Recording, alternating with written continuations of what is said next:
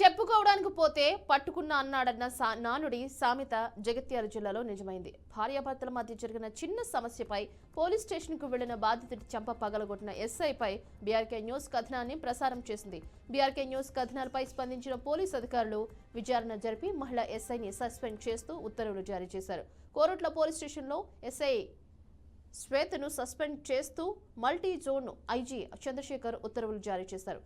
ఓ యువకునిపై చేయి చేసుకోవడంతో మనస్తాపంతో ఆత్మహత్య చేసుకున్న ఘటనపై అధికారులు విచారణ చేపట్టారు. దాని నివేదిక ఆధారంగా ఎస్ఐ శ్వేతను సస్పెండ్ చేస్తూ ఉత్తర్వులు జారీ చేశారు.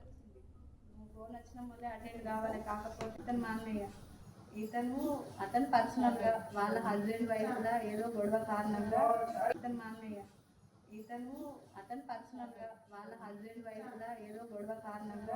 కేసు అయింది. కేసు అయితే రమ్మని పిలిచిరు పోలీస్ వాళ్ళు. పోలీస్ స్టేషన్ నుంచి ఫోన్ వచ్చింది.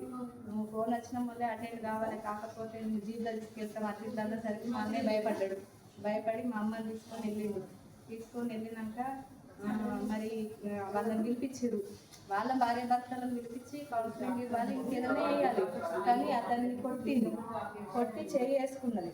శ్వేత మేడం అనే మేడము కొట్టి చేయి వేసింది తన పైన. ఆయన ఇంటికి వచ్చిండు రాత్రి.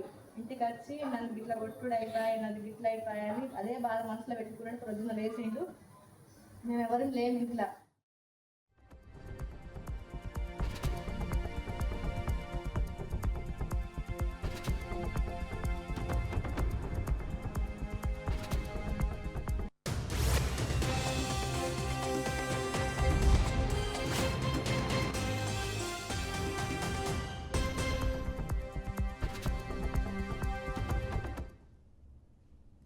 చెప్పుకోవడానికి పోతే పట్టుకున్న అన్నాడన్న నానుడి సామెత జగిత్యాల జిల్లాలో నిజమైంది. భార్యాభర్తల మధ్య జరిగిన చిన్న సమస్యపై పోలీస్ స్టేషన్కు వెళ్లిన బాధితుడి చెంప పగలగొట్టిన ఎస్ఐపై బీఆర్కే న్యూస్ కథనాన్ని ప్రసారం చేసింది. బీఆర్కే న్యూస్ కథనాలపై స్పందించిన పోలీస్ అధికారులు విచారణ జరిపి మహిళా ఎస్ఐని సస్పెండ్ చేస్తూ ఉత్తర్వులు జారీ చేశారు.